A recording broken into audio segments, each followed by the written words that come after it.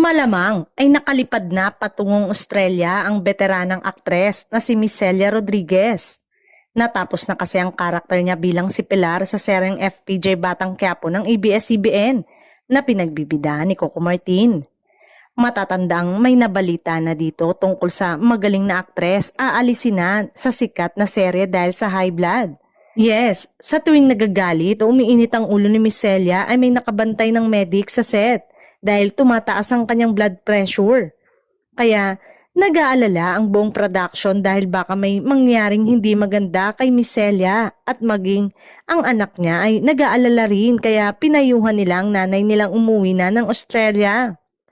Tiyak na maraming malulungkot na viewers dahil wala na ang karakter ni Miss Celia na sobrang classic ang mga eksena kapag galit sa pamilya Guerrero.